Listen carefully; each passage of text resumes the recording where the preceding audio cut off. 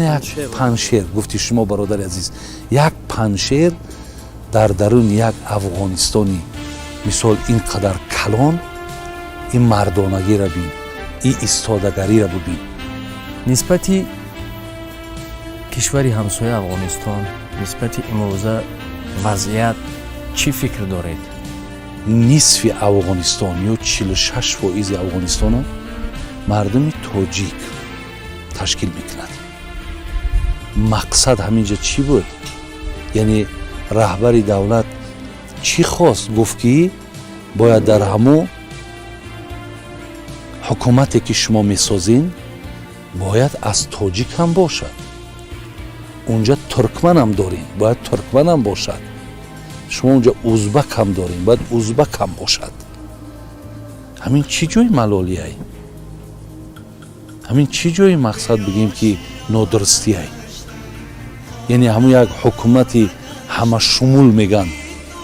اگر همین همه شمول باشد همینجا چی جای باید قهر کردن یا چی جای غضب کردن یا در حال مثال تهدید کردن که من دیروز اخبارهای دیروزم خوندم که ما در 24 ساعت در کار شاید مثال تاجیکستان هم میگیریم. آخی آیا برادری عزیز و گرامی، من بدانم که سخنی نادرست باشد، پیشنهادی نادرست باشد یا ای عدل عدالت دور باشد، هرچی میگین باد دیگه. وقتی که پیشنهادی معقول ای، انسان باید که از عقل اینها باید استفاده کردن در کار. زیرا اینها الکی خیلی و خیلی جهان آموختن، خیلی سیاست چون الکی در روی دنیا معروف مشهور شدگیان، از اینا آموختن در کار. حضرت علی را بین چی میگه؟ نگاه نکن که کی میگوید، ببین که چی میگوید. با کی بدنش اهمیت نته، با چی بدنش اهمیت بته. من یک قصه در ذهنم آمد زمانی که پیامبرمون مکه را فتح کرد.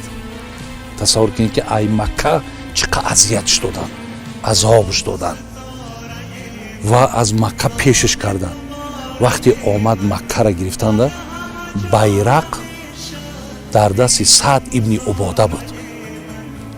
سعد ابن عباده در وقتی در آمدن مکه میدونی چی گفت؟ گفت که امروز حرام ها حلال شدن. مقصد امروز دیگه برای ما اجازت است که ما خونریزی کنیم. اگه ما را که پیش کردین مکه، اگه ما قصاص میگیریم.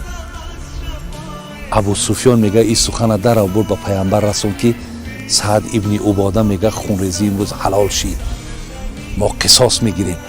پیامبر ما برادر چیکار کرد؟ در بیرق دست سعد گرفت و با یک روایت در دست حضرت علی دادش، با یک روایت در دست بچهش داد. گفت این برداشتن تا دیگه حق نداری.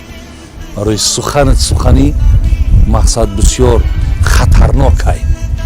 ما دفاع از مردم مقصد پنشیر میکنیم یا دفاع از مردم تاجیک میکنیم.